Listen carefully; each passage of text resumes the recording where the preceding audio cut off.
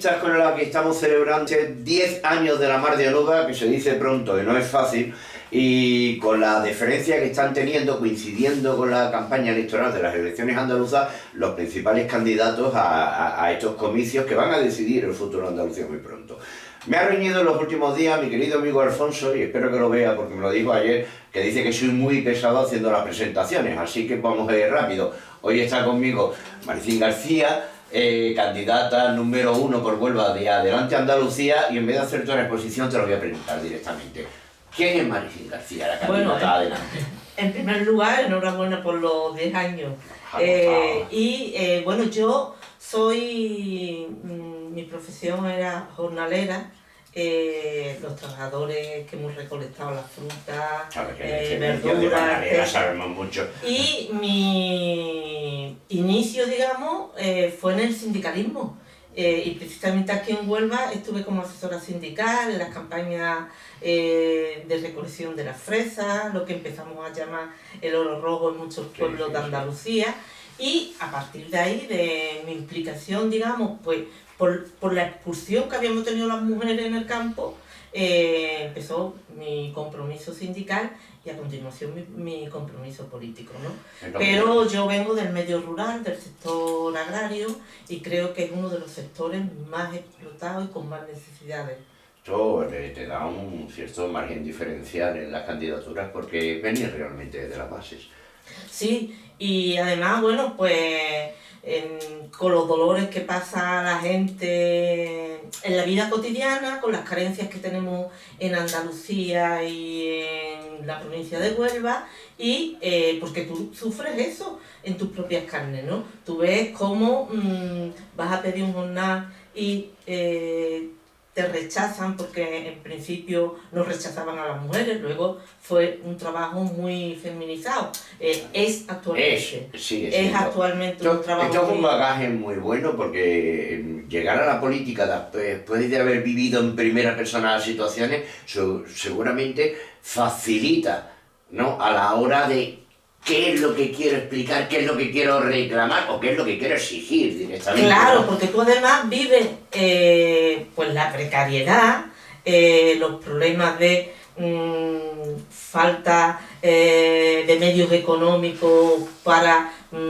muchas cuestiones, ¿no? Entonces, cuando tú ves que estos recortes en sanidad, recortes en educación, la crisis brutal de vivienda. Tú has pasado por eso en tu juventud y en los años, y luego cuando tú hablas de la necesidad, mira, cuando se escucha, la pobreza energética, pero que nosotros hemos sufrido la pobreza energética, no nos lo han contado. Sí.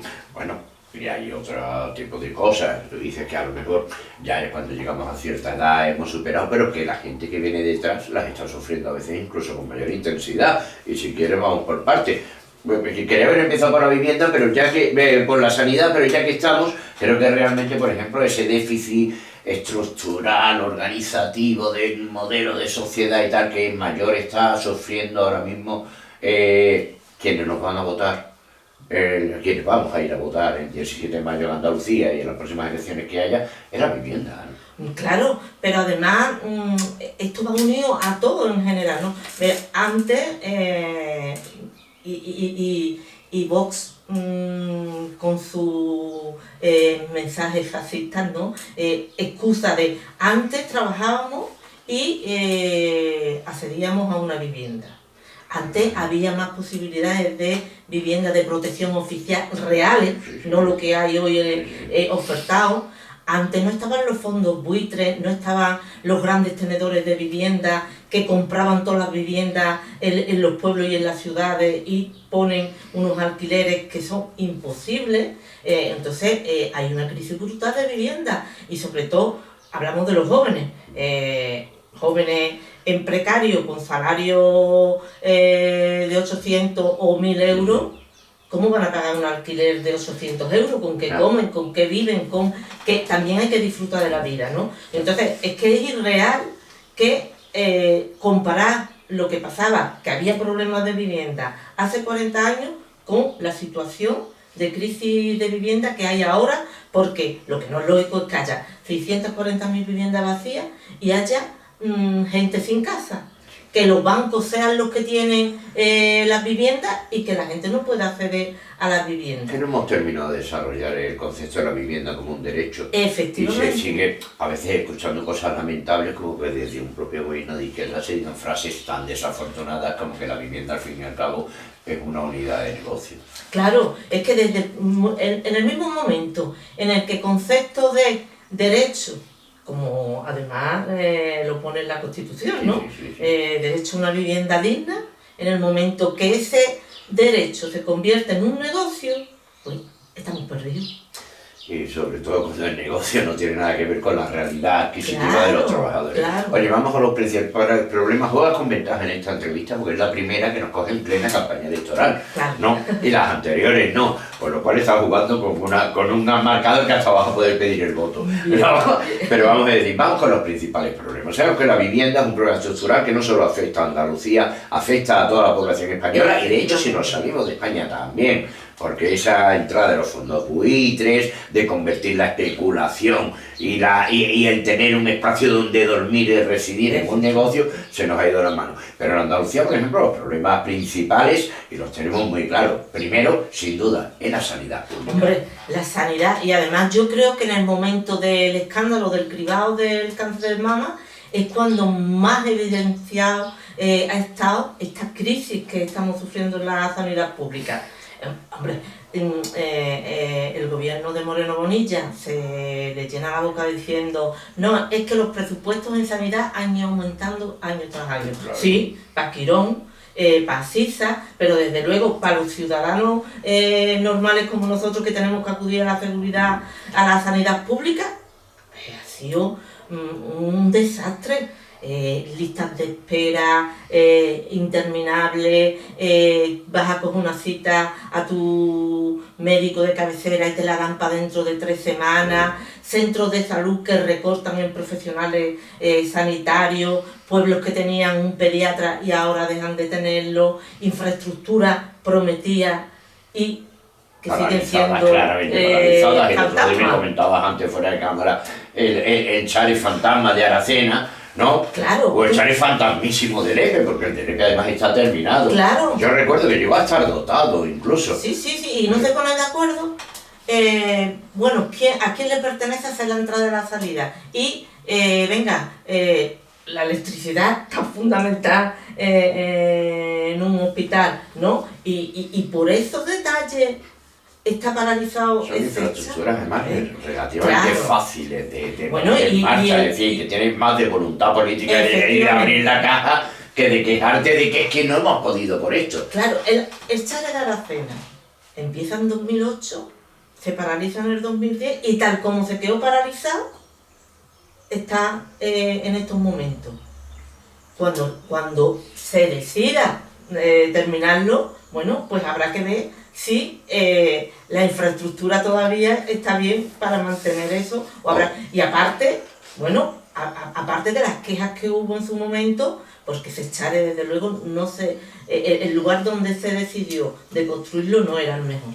Bueno, eso es otra de las grandes habilidades. Oye, aparte de la sanidad, en Andalucía tenemos también otro problema esencial, ya hemos dicho la vivienda, estamos hablando también de la calidad del empleo, ¿no? Por ejemplo, nos están dando ahora cifras, que es muy curioso, porque con las mismas cifras, por la mañana nos sale un señor Tellado, un señor Feijóo o alguien por el estilo, contándonos que España se va a la mierda, ¿no? Porque realmente las cifras son esto, y el mismo día te sale Moreno Bonilla diciendo que las cifras son espectaculares, pero que me las debéis a mí. Claro. ¿No? En Andalucía, en concreto, si no nos salimos de algunos marcos donde sí se están haciendo grandes inversiones de desarrollo científico y tal, estamos hablando de que Andalucía el empleo que genera es un empleo de muy poca calidad y muy poca estabilidad, ¿o es una impresión mía? No, es totalmente la realidad. Entonces, cuando tú escuchas en los informativos esos datos bueno, se han contratado tantos miles de desempleados, ha subido la contratación en Andalucía, y tú dices, bueno, ¿ha subido en qué? Porque un empleo precario y temporal, porque ahora empieza el turismo y ahora empieza, bueno, pues hacen falta camareros, empiezan los hoteles en plena producción, necesitamos eso que llamamos las Kelly, que son las que nos limpian y nos arreglan. Y luego, la precariedad. Yo que vengo del sector del campo, pues precariedad enorme, porque creo que las ahí y las jornaleras son precisamente el paradigma de la precariedad laboral en este país. efectivamente, y además Y siempre mujeres, ¿eh? y siempre mujeres, y con un problema añadido, y es que están completamente en manos de que quieran o no quieran pagarle. A veces juegan pues con el miedo de la gente para que denuncie, juegan además, bueno, con algo que con lo que estamos llamando ahora las listas negras, que las listas negras no existen solo en el metal. Las listas negras han existido siempre en todos los sectores precarizados. Te digo yo, afirmo que las listas negras existen hoy, ahora mismo, en Huelva, ¿no? Especialmente en el tema del campo, de las mujeres temporeras, cuando deciden, por ejemplo, llamaros a vosotros, llamarnos a nosotros o a cualquier colectivo y pedir asesoramiento y ayuda fuera de los cauces oficiales que maneja el lobby patronal de Interfresa o las grandes patronales. Y ahí no solo es la precariedad, ahí empieza a imperar la cultura del miedo. Efectivamente. El miedo siempre ha existido desde hace, bueno, toda una vida, digamos, en el sector agrario. Pero en vez de ir mejorando, se está empeorando. Yo creo que además Huelva ha servido de laboratorio para precarizar y para meter más miedo a las mujeres trabajadoras. Ese laboratorio tiene mucho que ver con esto que llamamos ahora y que queremos convertir en el maná de la regularización de la migración, que se llama migración circular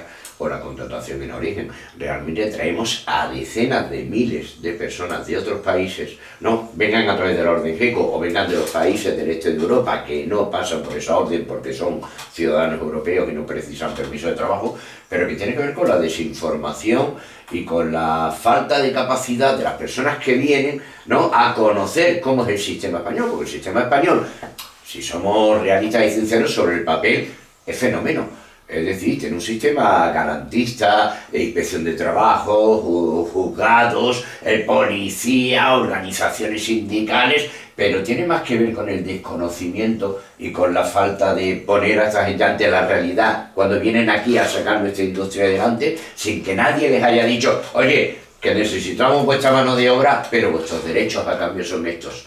Eso, claro. Eso ¿cómo lo gestionamos? Es que esto es una cosa que decimos desde hace muchísimos años, ¿no?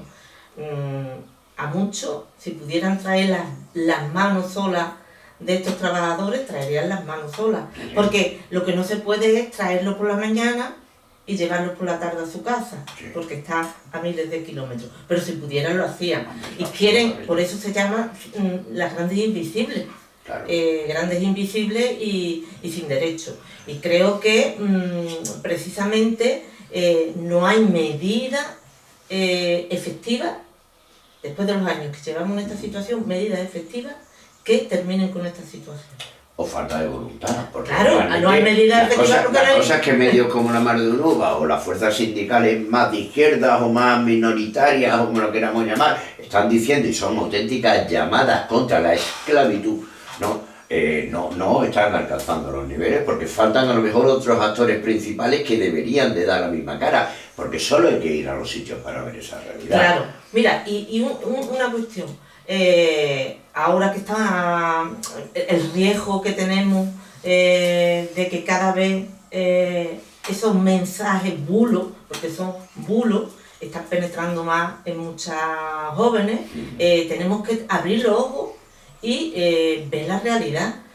Cuando te quieren señalar al que está más abajo tuya como culpable de todos los problemas que tenemos en nuestra tierra, es para que tú no mires para arriba. Porque yo recuerdo en la época del 15M, de las manifestaciones masivas, que gritábamos, si los de abajo nos movemos, los de arriba se caen. Pero la estrategia de esto es mirar para abajo, para que no nos movamos y que no se caigan los de arriba. Bueno, es que siempre hay estrategia. Oye, vosotros, como decíamos ya que estamos en campaña electoral y juega con una cierta ventaja, tenéis algunas exigencias, más que propuestas, algunas exigencias, como por ejemplo el caso de Huelva, que depende de estas macroindustrias, cuando son energéticas, químicas y tal, hay muy poco emprendimiento de pequeña y mediana empresa, en realidad, todo depende de las grandes inversiones y las grandes promesas de dinero extranjero que van a crear cosas aquí. Eso tiene mucho que ver también en cómo revierte todo eso realmente en la población y tiene que ver con la tributación de las empresas, y sé que ese es un caballo de batalla que adelante Andalucía quiere poner encima de la mesa. Creo que nos está haciendo fácil, la verdad, ponerlo encima, pero creo que es un debate interesante que hay que desarrollar. Claro. Es que, a ver, todo lo que nos venden como desarrollo industrial, desarrollo medioambiental, al final ese desarrollo está para que se desarrolle económicamente las grandes empresas. Nunca apuestan por los autónomos de Huelva, pequeños empresarios que deciden entrar en este mundo. No, ahí son macroempresas que desde luego tributan en Madrid o incluso fuera del Estado español. En las mejores condiciones que el trabajador que tributa el IRPF no goza. Efectivamente, entonces nosotros decimos que las empresas que se instalen en nuestra tierra tienen que tributar en nuestra tierra para que esa riqueza revierta en la riqueza y en el desarrollo de Huelva. No puede ser que el polo químico se lo trague Huelva, pero que tribute fuera de Huelva. No puede ser que las grandes empresas estas al final traigan industria en muchas ocasiones contaminantes. Sí. Nosotros nos comemos la contaminación, pero desde luego el dinero y la riqueza, nosotros ofertamos suelo, sol, pero esa riqueza que podría revertir en nuestro desarrollo, esa va afuera. Entonces nosotros decimos, es una exigencia.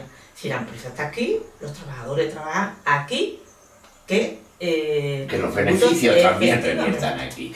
Eso es una cosa realmente, por ejemplo, te pones a pensar en la que podrían ser pequeñas empresas, por ejemplo, de energía, ¿no? Que existen, se han dado ejemplos, incluso ayuntamientos que crean sus propias agencias de energía y tal. Sin embargo, aunque sea para montar un pequeño campo de placas solares, también llega una gran empresa, llámese Altener Sur, Repsol, no sé el nombre que me sale ahora, porque la verdad no me viene a la cabeza, pero que sí podrían ser, porque principalmente estas empresas reciben grandes subvenciones para desarrollar esa infraestructura. ¿Por qué no se favorece las pequeñas uniones de empresas, eso que llaman MUTE y tal, de cooperativas e iniciativas ciudadanas, que sean los que al final, ya que vamos a joder, con perdón, el terreno, porque no hay más remedio a lo mejor para ese desarrollo industrial, coño, que se quede la cosa en casa, ¿no? Efectivamente, pero claro, lo que tú has dicho antes, voluntad política. Y ahí se ve también cuál es la apuesta de este gobierno. La apuesta es por los más ricos, por las grandes empresas. Cuando nos habla de hay que bajar los impuestos, quitar impuestos, están pensando no en la gente que está ganando 1.000 euros. Ellos están pensando en las grandes empresas, en los más ricos, en una minoría de ricos contra una mayoría que además son los que somos conscientes y sabemos que si no se pagan impuestos no puedes tener una educación pública de calidad, no puedes tener una sanidad pública, pero no puedes tener... Sabes que ellos juegan siempre con esa matemática perversa, ¿no? Que es la que dicen de pronto. Solo en 7 años de gobierno hemos ahorrado a los andaluces no sé cuántos miles de millones y tal. Pero luego, me imagino que tú, muy parecido que yo, si me pongo en el ahorro que me han supuesto las políticas fiscales de Moreno Bonilla, no llegan ni a 100 euros al año. Claro, y sin embargo, la suma total de la gente que se ha beneficiado de esto suma tantísimos millones que cualquiera diría, coño, vivimos en un paraíso fiscal. Claro, pero además a nosotros nos adormece mucho de que luego salga la noticia de Moreno Bonilla, bueno, por el gimnasio, Juanma va a descontar 100 euros porque vaya al gimnasio. Ah, eso me encanta. Yo hasta me estoy pensando apuntarme. Pues nada, solamente te vas a beneficiar si vas al gimnasio. Esto es tremendo. Oye, cosas específicas de Huelva, ya hemos tocado el campo, la vivienda, no sé cuánto. el polo químico que tiene entronca con esto que estamos hablando. Por ejemplo, a mí me... Todas esas cosas que me gusta de la palabrería política, como yo me gusta decirlo, cuando, por ejemplo, en Huelva, nuestra queridísima alcaldesa Pilar Miranda, cada vez que sale dice vamos a convertir a Huelva en la capital verde europea a través del corredor del hidrógeno verde y de industrias que, seamos sinceros, van a hacer posible que muchas capitales europeas sean más verdes. Pero yo creo que el proceso de producción ese no va a ser precisamente un elemento que haga más verde a Huelva, sino que la sostenga posiblemente en el tono gris que vivimos los últimos 60 años porque alguien que decidió poner en nuestra ría aquel polo perverso que no ha dejado riqueza, ha dejado beneficios. Efectivamente, pero es lo mismo que estábamos hablando, ¿no? No genera beneficios para la provincia, para la ciudad. No genera beneficios para las capitales. Pero sí genera muchos perjuicios sí.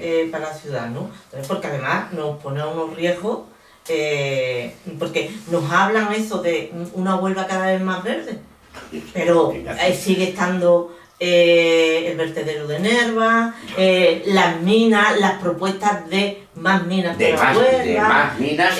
Cuando nos hablan de la economía circular, no nos cuentan lo contaminante, incluso con riesgo de ponerlo en la misma ciudad de Huelva. Sí, ¿no? Entonces, esa economía circular está muy bien, pero siempre hay un pato cojo dentro de este modelo de economía que es quien recibe los residuos o la capacidad de generar esos beneficios para el resto. A nosotros parece que nos toca siempre ofertar al resto lo que necesitan, pero quedarnos con esos residuos.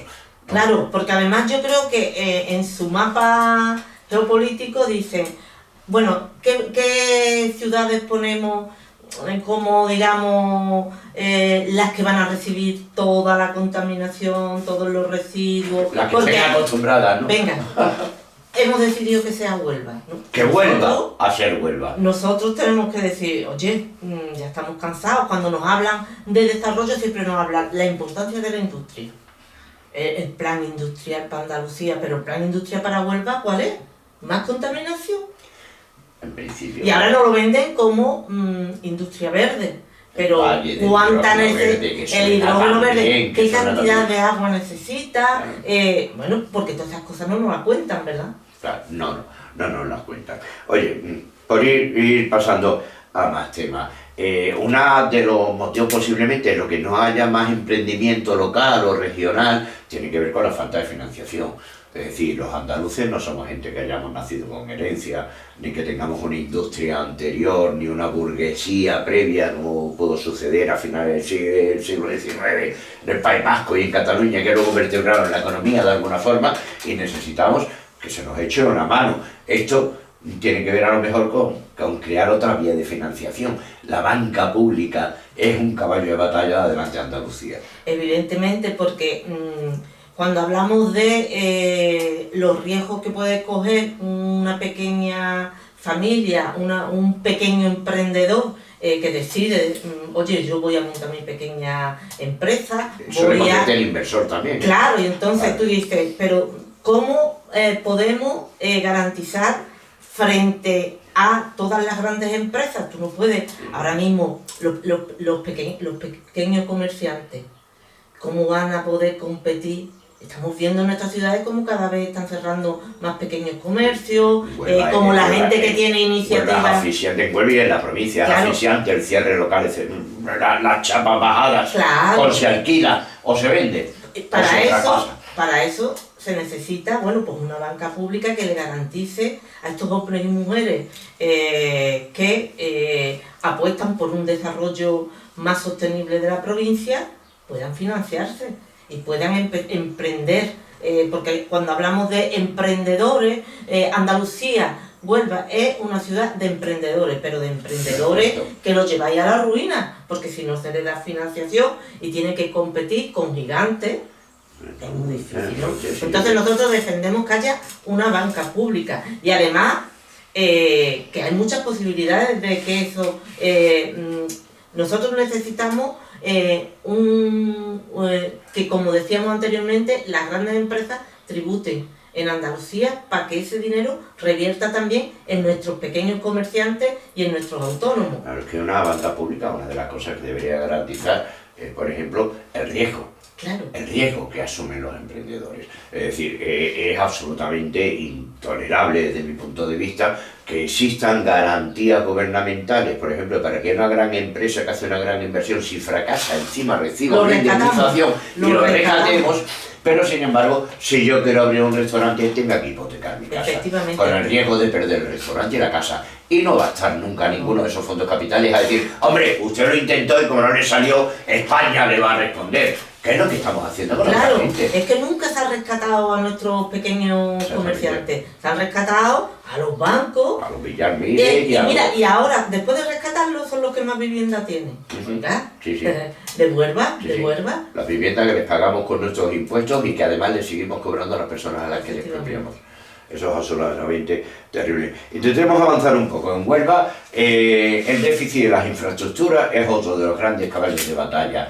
De hecho, estamos con la locura inmersa de decir el AVE, por fin, ya estamos con el AVE, ya llega a Huelva. Y además, cuando parece que esa meta, por fin vamos a llegar tarde más o menos, ya de pronto se ha quedado corta, ya no es hasta Huelva, es hasta Faro. Oiga, pero tenemos una ausencia de ferrocarriles internos, por ejemplo, y de comunicación interna, que hace que los ciudadanos de la misma provincia, para poder hacer una jornada, sea personal, profesional o incluso de ocio, una persona de Aracena, de Berrocal, no sé cuánto, que quiera venir a pasar una noche en Huelva a cenar, o tiene un coche cojonudo y se puede permitir pagarse la gasola que cuesta todo esto, o carece de transportes públicos y medios que permitan esa comunicación real. Efectivamente, nosotros decimos y he puesto el modelo del ocio por no eso, porque realmente es mucho más grave cuando hablamos, por ejemplo, de las necesidades médicas. Claro, las conexiones son el déficit que tiene Huelva enorme, ¿no? Hablamos de Aracena, hablamos de Huelva a Zafra, hay muy pocos trenes y además la mitad de las veces ni funcionan, ¿no? Sí. No habíamos escuchado nunca hablar de las catenarias y ahora hablamos de... Una frecuencia de autobuses que no tienen ni pie ni cabeza. Entonces, transporte público que garantice la buena conectividad entre los pueblos y entre otras ciudades. Son fundamentales, incluso más que el AVE, porque de Huelva a Sevilla hay muy pocos trenes. Entonces, si no se amplían los horarios, que realmente a los trabajadores les sea útil coger el tren, a los estudiantes, etc. Y luego una cuestión, la cercanía. No puede ser que nos critiquen Cataluña, pero que nosotros aquí tengamos solo 3 provincias que tienen cercanía. 5 provincias de Andalucía no tienen. Huelva tiene una necesidad de cercanía enorme. Y además, conectar la costa de Huelva, ¿por qué no? Esa línea de tren que había antiguamente de Ayamonte y que ahora no existe, recuperarla. Yo lo sé. Claro, recuperarla. Y nosotros decimos muchas veces, ¿cómo es posible que haya tanta alarma en Málaga? Porque llegaba la Semana Santa y no había conexión de cercanía hasta Málaga para que los turistas sin incidencia ninguna, ¿eh? Claro, para que no vinieran los turistas desde Madrid a Málaga. Y nadie se acuerda de la Cenicienta que es Huelva, que no tiene cercanía. Estamos siempre pensando en Huelva de Andalucía, es un producto que vendemos para los de fuera y que estamos aquí precisamente a expensas de que los de fuera celebren lo bueno que es Andalucía. Claro. ¿Cuándo pensamos en nosotros? Efectivamente. Y si nosotros no denunciamos y reclamamos medidas concretas para la mejora de la ciudadanía, no lo van a hacer. La prueba lo tenemos, ¿no? En este sentido tiene mucho que ver a lo mejor la postura política que ha adoptado Adelante Andalucía, constituyéndose como una fuerza absolutamente autónoma, ¿no? De disciplinas nacionales, de marcos que afecten a todo esto para ser una fuerza, eso, genuinamente andaluza, cuya única dependencia es el dictado del pueblo andaluz. Efectivamente. ¿Eso qué importancia tiene? Hombre, tiene una importancia. Nosotros, mira, yo venía escuchando los informativos, ¿no? Y era, hoy vienen los grandes líderes estatales a la campaña de Andalucía, ¿no? Sí. Parece que nos tienen que como defender de las propuestas que ellos hacen aquí en Andalucía, ¿no? Y nos hablan de lo mal que lo hacen y las necesidades del Estado español y se olvidan de nuestras necesidades, de nuestros problemas. Nosotros decimos necesitamos, y así empezamos, lo decidimos hace más de 4 años, una fuerza netamente andaluza que no tenga mochila y que no dependa de ninguna orden,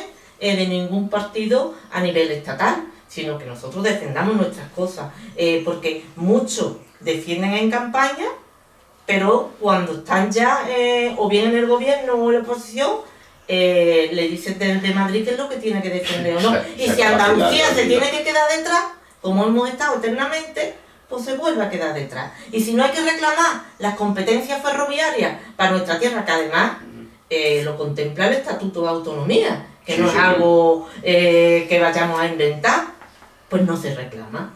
Entonces nosotros decimos, Andalucía necesita un partido que siente y padezca los dolores que tienen los andaluces y andaluzas y que defienda, bueno, pues cómo paliar esos dolores, ¿no?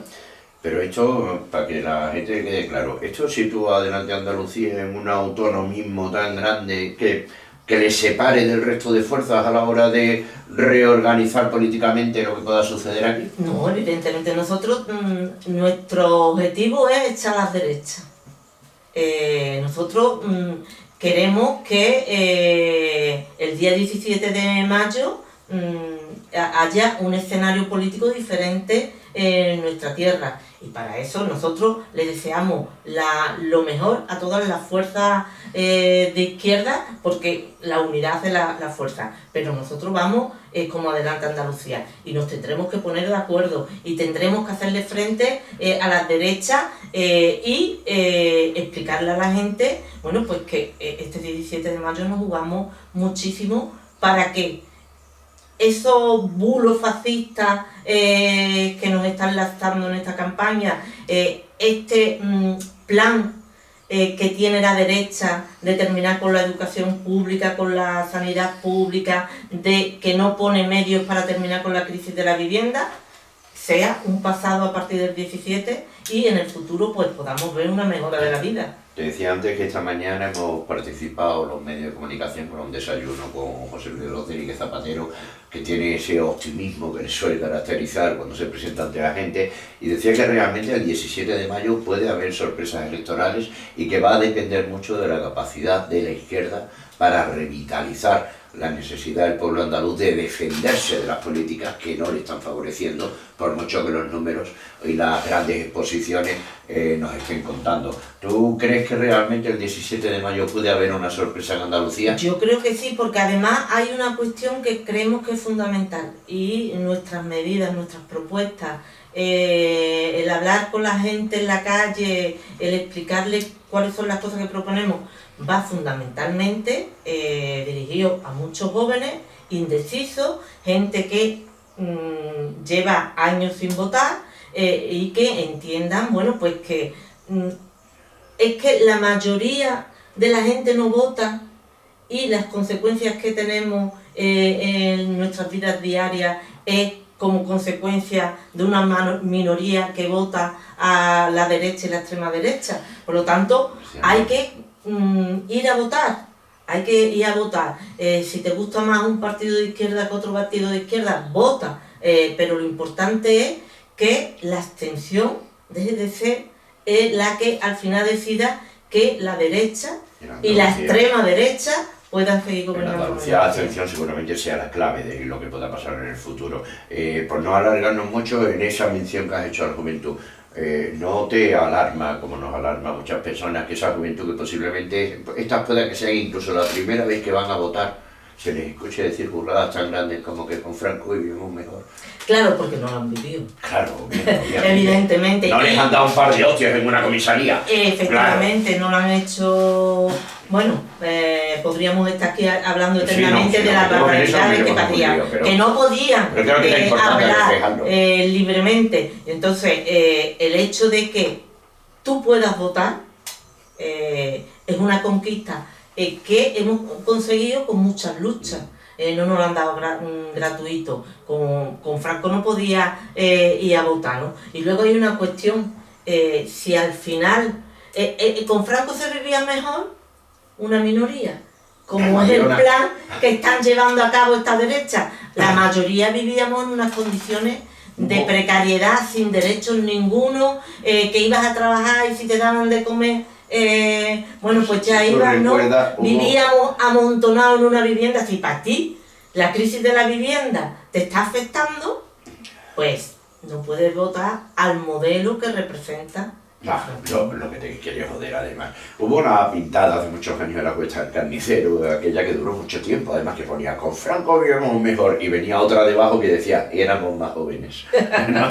Claro, claro. Pues, pero que yo creo que los jóvenes tienen que tomar conciencia de...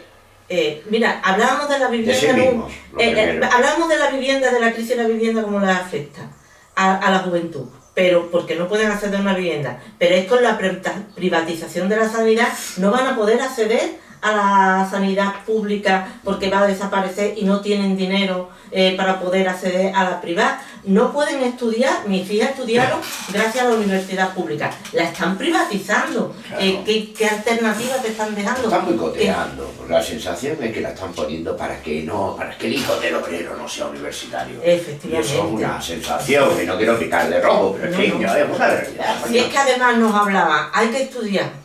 Nuestros padres hicieron un esfuerzo para que estudiáramos. Luego era, la formación profesional tiene más salida para el empleo. Ahí la privatizamos. Todo lo que necesitamos para desarrollarnos, nos lo privatizan. Entonces, si no somos conscientes de ese plan, pues apaga y vámonos, Vale. ¿no? Maricel, no te puedo entretener mucho más porque si tenemos una larga campaña y si hacemos estas conversaciones muy largas, al final la gente no le echa mucha cuenta. Dos cosas. Uno, te voy a agradecer, como te digo, y porque estoy haciéndolo con todos mis invitados, por celebrar estos 10 años. Uno, regalarte por haber pasado por aquí, deferencia que te agradezco. Un libro, que es el libro que hizo la Mar de Onuga, sobre la historia de Huelva a través de su memoria fotográfica. Muchísimas gracias. ¿No? Que tenemos muchas ganas de que la gente conozca. No lo voy a vender porque, vamos, no lo voy a vender aquí, pero vamos, que si lo queréis comprar me escribáis, ¿no? Maravilla. Y en tu caso te voy a regalar otro más, también de la misma editora con la que nosotros hacemos las cosas, Arte Libro, que son los escritos políticos de un psiquiatra despistado, que escribe José Luis Pedrera Masa, Don Gani Matías en la Mar de Onuba, que son reflexiones sobre la actualidad política densas, a veces complicadas de leer, pero creo que nos ayuda mucho a entender las cosas. Y aparte de esto, darte muchísimas gracias por haber pasado por aquí y espero que nos veamos cuando no estemos otras veces, no una, sino más veces para analizar la actualidad política sin depender de estar pidiendo el voto, ¿no? Muchísimas gracias. Pues, Preti, muchísimas gracias y mucha suerte en estas elecciones. Yo no voy a decir a quién voy a votar, pero sí quiero decirte que desde aquí, editorialmente, sí queremos que la suma de los votos de la izquierda le ofrezca un proyecto mejor a Andalucía. Muchísimas gracias y eso esperamos todos. Salir de la parte triste de la historia que estamos viviendo ahora mismo. Pues así sea.